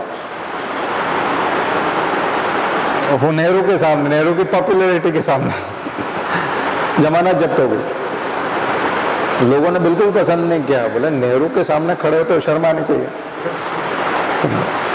तो नेहरू ने फिर कहा, बोले तुमसे अच्छा लो कोई नहीं जानता, अब आ जाओ तुम हमारे कांग्रेस की सीट से और लॉ मिनिस्टर बनाते हैं तुमको। तो पहली मंत्रिमंडल में नेहरू ने लिया, बोले अभी बहुत सारे कानून बनाने, अभी बहुत सारा काम बाकी, तुम बाहर कहाँ हो गए, तुम पहले ही आ जाते कांग्रेस में। नहीं, वो तुम्हारा नाम चल रहा था गाय बछड़े वाला, तो फिर हमने कहा रहने तो, हमने सोचा हमने लोकतंत्र बनाया, कॉन्स्टिट्यूशन बनाया, थोड़ा प्रयोग करके देख लें, तो प्रयोग जो है हो नहीं पाया। सेम वही चीज अभी इन दिनों में है, सवाल ही नहीं उठता, कोई धुरंधर आदमी खड़ा हो जाए एंटी बीजेपी, जीत ही नहीं सकता, पूरा वही माहौल है। तो डेमोक्रेसी इसी टाइप की चीज है, तो उसमें जब माहौल बनता है तो फिर पूरा बनता है, ऐसा है। तो अभी ट्रंप का आ रहा है, तो अमेरिका आप देख लो, विक्टर ओरबान देख लो, वो देख लो इजिप्ट वाला, और रशिया में पुतिन, शी जिनपिंग, सब यही है, पूरी दुनिया में यही है। तो जब पूरी दुनिया में यही, तो यहाँ एक आध जगह कहीं छुटपुट कोई डेमोक्रेसी कहीं बची भी रह जाएगी तो उससे क्या होगा, कुछ नहीं होगा। तो अभी बहुत कम चांस है, बहुत ज्यादा चेंज होने का चांस नहीं। कोई रिवॉल्यूशन, वही थर्ड वर्ल्ड वॉर टाइप या कोई बड़ा रिवॉल्यूशन कहीं आएगा तो फिर बात बनेगी, अदरवाइज बहुत मुश्किल है। तो रैशनैलिटी खत्म होगी, जुडिशरी खत्म होगी, फंडामेंटल राइट्स को धक्का लगेगा, और अनइक्वल सोसाइटी बहुत स्पीड से बढ़ेगी, अमीर बहुत तेजी से बढ़ेंगे देश में, दुनिया में, प्लूटोक्रेसी, और असमानता बहुत तेजी से बढ़ेगी, न्याय मिलना मुश्किल हो जाएगा, न्याय बहुत मुश्किल से मिलेगा। ऐसा समाज जब बनता है, इस प्रकार की चीजें जब आती है, तब न्याय मिलना मुश्किल हो जाता है, शोषण का स्तर बहुत हो जाता है। हाँ, लेकिन धार्मिक विचार बहुत प्रबल होते हैं, इंफ्रास्ट्रक्चर बहुत डेवलप होता है, टेक्नोलॉजी का इंपॉर्टेंस बहुत बढ़ जाता है, साइंटिफिक टेम्परामेंट का नहीं बढ़ता, साइंटिफिक टेम्परामेंट, रैशनैलिटी, और ये तो ह्यूमन राइट्स के साथ और इससे जुड़ी हुई चीज है, ये तो कॉन्स्टिट्यूशनल होता है। एजेंसियां खत्म हो जाती हैं, इंस्टीट्यूशंस खत्म हो जाते हैं, और इंस्टीट्यूशन की जरूरत ही नहीं होती है, देखा जाए तो उसकी जरूरत महसूस ही नहीं की जाती। लेकिन इंस्टीट्यूशन तो ह्यूमन राइट्स को बचाते हैं, इंस्टीट्यूशन तो इगलिटेरियन बनाते हैं, समतामूलक समाज बनाते हैं, इंस्टीट्यूशंस तो इंक्लूसिव ग्रोथ करते हैं, एक्सक्लूसिव ग्रोथ नहीं होने देते, यानी कॉन्सेंट्रेशन ऑफ वेल्थ नहीं होने देते। लेकिन ये जो ऐसी ऑटोक्रेसीज टाइप की, इसको डेमोक्रेसी नहीं कहेंगे, ये सूडो डेमोक्रेसी, डेमोक्रेसी ऑटोक्रेसी कम डेमोक्रेसी, या डेमोक्रेसी कम ऑटोक्रेसी कह सकते हैं इसको, ये होता है। और इस तंत्र में विश्वास करने वाले लोग फिर हर चीज को जस्टिफाई करने लगते हैं, तो संस्थाएं एक के बाद एक कोलैप्स हो जाती है। संस्थाओं का कोलैप्स होने का समस्या ये होती है कि जिस किसी दिन संस्था की जरूरत पड़ती है उस दिन वो मौजूद नहीं होती, क्योंकि आपने अपनी जो लाइफ लाइन है वो खत्म करते गए, तो जिस दिन आपको जरूरत पड़ेगी तब वो मौजूद नहीं होगी।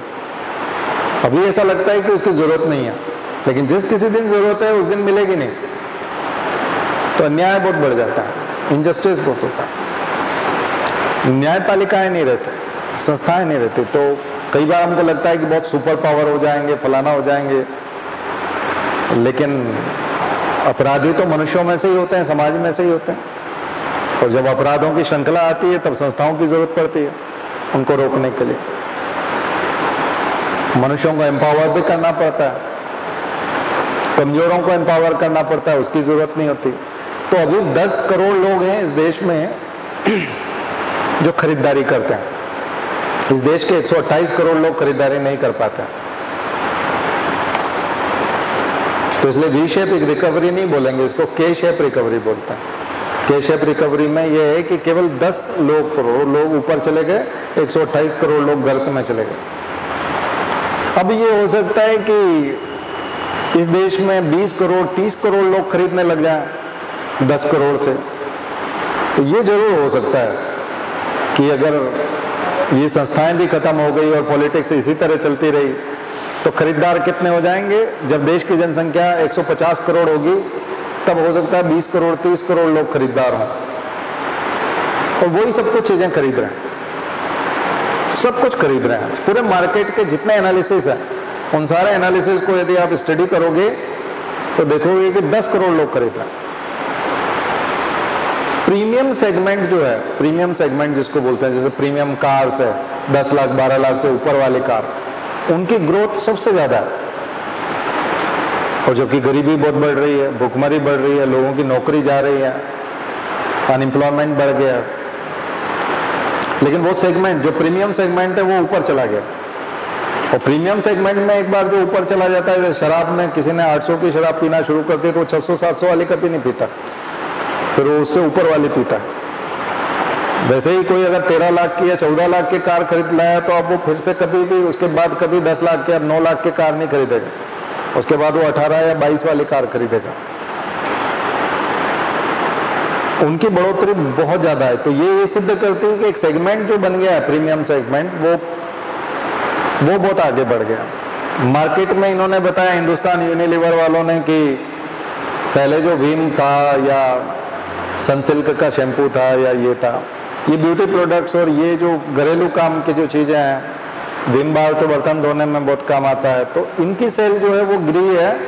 और एफएमसीजी में जो वो जो सेगमेंट है प्रीमियम वाला सेगमेंट, जिसमें ब्यूटी प्रोडक्ट हैं, ये हैं, डिओड्रेंट हैं, या वो जो कम से कम 1000 रुपए से शुरू होते हैं, उनकी बिक्री बहुत ज्यादा बढ़ गई है। इसका मतलब एक सेगमेंट ही खरीदारी कर रहा है, और वो 10 करोड़ लोग हैं मात्र इस देश के जो हर तरह की खरीदारी कर रहे हैं, और वो बहुत ज्यादा मात्रा में कर रहे हैं, और उसी से आपको ग्रोथ दिख रही है। 128 करोड़ लोग खरीदने की स्थिति में नहीं है, सर्विसेज को यूज करने की स्थिति में नहीं है। तो सरकारें यदि कोशिश भी करेगी इनइक्वालिटी को कम करने की, ये तो ज्यादा से ज्यादा 20-30 करोड़ को खरीदारी वाले सेगमेंट में ले आएगी, लेकिन जब तक वो यूनिवर्सल बेसिक इनकम नहीं देती, यूबीआई शुरू नहीं करती, गरीब लोगों को खर्च करने के लिए सीधा पैसा ट्रांसफर नहीं करती, वो बहुत दिमाग से, कई लोग बोलते हैं कि गरीब आदमी को आप 72,000 75,000 साल के दे दोगे तो वो एकदम से उड़ा देंगे, ऐसा नहीं होता। 90% लोग सोच समझ के खर्च करते हैं, वो रोज से फायदा उठाने की कोशिश करेंगे, अपने बच्चों को पढ़ाने की कोशिश करेंगे, आगे बढ़ने की कोशिश करेंगे। हो सकता है बच्चे के लिए लैपटॉप ले आए तो वो ऑनलाइन एजुकेशन को यूज कर सके। तो जब तक वो वहां उस तरह का डिस्ट्रीब्यूटिव वाला सर्विसेज वापस नहीं आएंगी, और वो सब इसलिए नहीं आएंगी क्योंकि जो सरकारों को सपोर्ट कर रहे हैं पूरी दुनिया में, वो सब प्लूटोक्रेट है, वो सारे रईस लोग हैं, और वो अपने सेगमेंट को, प्रीमियम वाले सेगमेंट को ही पकड़ के रखना चाहते हैं। वो उस सेगमेंट से उनको कोई लेना देना नहीं है, इसलिए सरकारों को स्पॉन्सर ही नहीं करेंगे चुनाव के लिए। तो जो चंदा देते हैं वो इसी सेगमेंट के लिए देते हैं, इसलिए डिस्ट्रीब्यूशन वाली जो पॉलिटिक्स है वो बिल्कुल नहीं आएगी। केवल उन लोगों को जिंदा रखा जाएगा पीडीएस के तहत और इसके तहत। तो इसलिए सोसाइटी जो है वो बिल्कुल बदलते जा रही है, और सिविल सोसाइटी का लगभग महत्व खत्म हो गया। जिस सिविल सोसाइटी ने कभी अन्ना का आंदोलन सक्सेस किया था, आम आदमी पार्टी की सरकार बनवा दी थी, उस टाइप की सिविल सोसाइटी अब बची नहीं है, ना ही उसका कोई मतलब रह गया है। तो पूरा फ्लेवर चेंज हो रहा है पॉलिटिक्स का, ठीक है। तो इसलिए कॉन्स्टिट्यूशनल वैल्यूज, इंस्टीट्यूशनल, आम आदमी से वोट देने, हाँ आम आदमी से वोट देने, वोट भी तो किसी आधार पे वोट दोगे ना, एक दो आदमी के रैशनल होने से भी कुछ नहीं होगा ना। वो जीतता हुआ ही नहीं लगेगा तो फिर आप खुद भी वोट नहीं दोगे। तो ये चीज है। देखिए कुछ चीजें तो क्या है कि अगर आप कहें कि राजनेता अगर चाहे तो बदल सकता है, नहीं, कुछ चीजें बदलती नहीं है। मोदी अगर खुद चाहे तो भी नहीं बदलेंगे। ये फ्लेवर है, ये इंटरनेशनल ग्लोबल फ्लेवर है, पूरी दुनिया उधर जा रही है और पूरी दुनिया उधर जा रही है तो आप बदल नहीं सकते, बहुत आसान नहीं है। बल्कि आपको कई बार, जैसे मान लीजिए कोई आदमी अंडा पसंद नहीं करता, लेकिन अगर वो दूध डेयरी खोल के बैठा है या किराने की दुकान खोल के बैठा है तो उसको अंडा रखना पड़ता है, क्योंकि ढेरों आदमी आकर के अंडा मांग रहे हैं। तो कई बार पॉलिटिशियन को ये चीजें मजबूरी में भी एडॉप्ट करनी पड़ती है कि ऐसा ही करना होगा, नहीं तो पॉलिटिक्स में जिंदा ही नहीं रह पाएंगे। सर्वाइव करने के लिए हमको ऐसा करना पड़ेगा। तो अकेले मोदी ने बना दी ऐसी बात नहीं है, पूरी दुनिया का ही फ्लेवर चेंज हो रहा है। वो जो वितरण दरअसल क्या था कि इससे पहले की जो सरकारें थी पूरी दुनिया में, उन्होंने वो वर्ल्ड वॉर देखा था, हिरोशिमा नागासाकी का बम फूटते हुए देखा, लोगों को अपाहिज होते हुए देखा था। तो उनको डर लगता था कि एटॉमिक जो ये हमला है, अटैक है, ये कभी होना नहीं चाहिए, क्योंकि इसके बाद जनरेशन खत्म हो जाती है। तो वो उसके इंपॉर्टेंस को जानते थे कि ये कभी नहीं होना चाहिए, और ऐसा किसी को बोलने भी नहीं देते थे वो। अगर कोई बोलता था कि हम परमाणु बम का हमला करेंगे तो वो टेबू था कि नहीं, तुम ऐसा बोल कैसे सकते हो। लेकिन अब वो टेबू हट गया, आज के जमाने में लोग बोल रहे हैं। इसका मतलब वो जनरेशन खत्म हो गई है जिसने वो परेशानियां देखी थी। भारत का स्वतंत्रता संघर्ष जिन नेताओं ने देखा था वो नेता खत्म हो गए। सो आजादी के बाद पैदा हुए नेताओं ने सत्ता संभाल लिया, तो उनको पता ही नहीं है कि क्या संघर्ष हुआ है, वो उस संघर्ष को समझ ही नहीं सकते। ये आजादी हमने क्यों पाई थी? केवल 10 करोड़ लोगों को लाभ पहुंचाने के लिए तो आजादी नहीं मिली थी, 128 करोड़ तो स्ट्रगल करेंगे। तो उस सेगमेंट में जो लोग नहीं हैं उनकी हालत बहुत खराब है, उस सेगमेंट में जो है उनके लिए सब कुछ हरा रहा है, उनको सब अच्छा लग रहा है। और एक झूठा दिलासा भी होता है, सोशल मीडिया ने एक झूठा दिलासा दिया, अपना सेल्फी लगा करके डाल देना, फिर उस पर लाइक्स आ जाना, तो उसको लगता है कि सब कुछ ठीक ठीक है। तो अमीर आदमी का बेटा भी वही कर रहा है, टिकटॉक या वो फेसबुक और वो यूट्यूब चैनल बना लेना, और गरीब आदमी वाला भी यूट्यूब चैनल बना पा रहा है और अपना डाल पा रहा है। तो उससे एक भ्रम पैदा होता है कि सब कुछ ठीक ठाक है, ऑल इज वेल। ये है। तो उसने, सोशल मीडिया ने एक भ्रम पैदा किया पूरे देश में,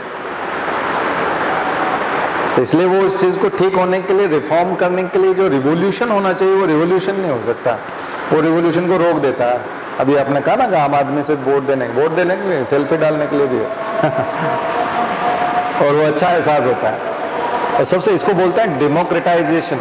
सोशल मीडिया ने डेमोक्रेटाइजेशन किया, प्रजातांत्रिकरण कर दिया। किस चीज का प्रजातांत्रिकरण कर दिया? टेक्नोलॉजी का भी।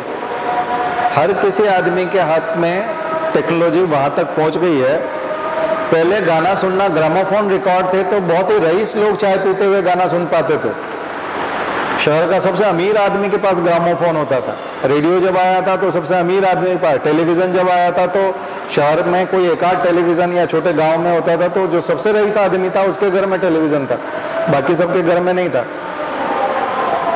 लेकिन मोबाइल फोन ने वो क्रांति की कि स्मार्टफोन जब आया तो उसमें अकाउंट, फेसबुक अकाउंट हर कोई बना सकता है। हर कोई आदमी अपना फोटो खींच के, अपनी फैमिली के साथ फोटो खींच के और उस पर अपलोड करेगा और उसको लाइक्स आने लग जाएंगे, नीचे लोग हैप्पी बर्थडे लिखने लग जाएंगे। डेमोक्रेटाइजेशन हो गया। सर अगर जैसे रूलिंग पार्टी है, सर अगर ऐसे मशीनरीज का यूज करते हैं, जैसे इलेक्शन कमीशन पे ब्लेम करता है कि मतलब कि वो रूलिंग पार्टी का ज़्यादा स्थान पे जैसे अभी सर बीजेपी का, वो तो कांग्रेस ने भी किया, जो भी रूलिंग होता है वो सभी करते हैं। कांग्रेस ने भी जम के किया था सभी। बीजेपी बहुत चिल्लाते थे कि सीबीआई का बहुत यूज करते हो, सीबीआई को तोता बोलते थे ना, तोता पैरट बोलते थे, तो वो इसलिए तो बोलते थे। वो कांग्रेस ने ही शुरू किया ये सब। वो कोई भी पार्टी होती है वो सब करती है। कोई भी, दरअसल मनुष्य जिस स्थिति को प्राप्त कर लेता है उस स्थिति से नीचे जाना ही नहीं चाहता, और वहां बने रहने के लिए वो हर चीज करता है। ये प्रवृत्ति है। पावर में, हाँ, पावर जिसको मिल गया तो पावर में रहना पसंद करेगा। ठीक है, तो ये है। तो हम यहाँ करंट अफेयर्स की 3-4 बातें आपको, नए नए टर्म्स आपको मिले होंगे मैंने जो दिया है, उसमें डेमोक्रेटाइजेशन को पकड़ लीजिएगा। किन चीज़ों का डेमोक्रेटाइजेशन हुआ है? प्रजातांत्रिकरण, टेक्नोलॉजी का भी डेमोक्रेटाइजेशन हुआ है। क्योंकि मोबाइल फोन का कनेक्शन लेने के लिए, यानी कि मोबाइल फोन पे अगर आपको कोई सिम लेना है तो उसके लिए आधार कार्ड जरूरी। तो आधार कार्ड लगभग सभी का बना हुआ है बिना भेदभाव के। आधार कार्ड के लिए कोई जाति या कोई अर्बन लोगों का बनेगा, रूरल का नहीं बनेगा, ऐसा कुछ नहीं है, सभी का आधार कार्ड बना हुआ। सिम खरीदने के लिए कोई वर्ग विशेष की आवश्यकता नहीं है। यूट्यूब पे अकाउंट बनाने के लिए, फेसबुक पे अकाउंट बनाने के लिए वर्ग विशेष का होना जरूरी है। वैक्सीनेशन कोविन पोर्टल पे अगर आपको रजिस्ट्रेशन कराना है तो कोई भी जा सकता है। तो कुछ चीजों ने डेमोक्रेटाइजेशन किया है, और ये चीजें ऐसी है कि जो एहसास कराती, लेकिन उससे होता जाता कुछ नहीं है। असली में प्रॉस्पेरिटी नहीं बढ़ती उससे। चाहे वो पीडीएस के अनाज पे काम कर रहा हो, पीडीएस का अनाज लेकर के अपना पेट भर रहा हो, लेकिन वो सेल्फी लेता है और डालता है, और ये अंबानी के परिवार के लोग भी करते हैं, तो बराबर हो गए ना सब। तो ये चीज है। इसने एक वो पर्दा डाल दिया है, इसको बोलते हैं नियो लिबरलिज्म, नव उदारवाद। वो नियो लिबरलिज्म में विश्वास करने लगा है और ऐसे कैरिज्मेटिक नेताओं का प्रचारक हो गया, और उसको लगता है कि इनका होना बहुत जरूरी है, क्योंकि ये उस मीडिया पे देखता है। उस मीडिया पे मौजूद होना सरकार के लिए या नेताओं के लिए भी जरूरी है, और उसके लिए खुद के लिए भी जरूरी मानता है वो। और उसको ये एहसास होता रहता है बार बार इस पे आने वाले विज्ञापनों से, और उससे बार बार उसको एहसास होता है कि इसका होना बहुत जरूरी है, क्योंकि इसने हमको ये दिया है। ठीक है ना? तो ये चीज है। तो अब ये अच्छी है, बुरी है? नहीं, अच्छाई बुराई के आधार पे बात नहीं करेंगे, ये समय के साथ ये चीजें। लेकिन जो बहुत पढ़े लिखे लोग हैं वो भी यही कर रहे हैं, और जो बिल्कुल पढ़े लिखे नहीं है वो भी यही कर रहे हैं। तो जब कोई पढ़ लिख जाएगा तो उसके बाद उसके विचार बदल जाएंगे, इसकी उम्मीद कम है। इसलिए मैंने लॉन्ग टर्म बताया था कि ये लंबा चलेगा, क्योंकि जो ऑलरेडी पढ़े लिखे हैं वो भी यही कर रहे हैं। तो वो अगर एमए या बीए कुछ हो भी गया तो उससे क्या होना जाना, वो करेगा तो भाई जो एमए बीए कर रहे हैं, तो उससे नहीं होता। ठीक है? हाँ, लेकिन हमने इसके पीछे एक चीज बताई, संस्थाओं की भूमिका, रोल ऑफ इंस्टीट्यूशंस, ये बहुत इंपॉर्टेंट है। रोल ऑफ इंस्टीट्यूशंस जो है ये जरूर आप लोग लिखिएगा, क्योंकि सिविल सोसाइटी के लिए वही जरूरी होता है। ठीक है? उससे व्यक्ति अपराध नहीं करता है, नहीं तो कानून हाथ में लेने की कोशिश करता है। नक्सलवाद के पीछे यही कारण था कि उनको न्याय नहीं मिल रहा था और संस्थाओं से भरोसा उठ गया था। करप्शन बहुत ज्यादा था और संस्थाओं में नेपोटिज्म बहुत ज्यादा था, और वो था तो उनको लग गया कि यहाँ तो न्याय मिल नहीं सकता। तो नक्सली लोग बोलते थे कि हम आपको न्याय दिलाएंगे और तुरंत दिलाएंगे। तो लोग, युवा जो है उसकी तरफ, आदिवासी जो युवा है वो भटके और उधर चले गए। आतंकवाद भी इसी से तैयार होता है। तो संस्थाएं जितनी ज्यादा खत्म होंगी तो ये रीजनल प्रॉब्लम्स जो हैं इंटरनल सिक्योरिटी की ज्यादा खड़ी होंगी। इसलिए संस्थाओं का बना रहना जरूरी होता है। ठीक है? तो मुझे लगता है बहुत सारे एंगल हम लोगों ने समझने की कोशिश की। चलिए, शांति पाठ। ओम देव शांति।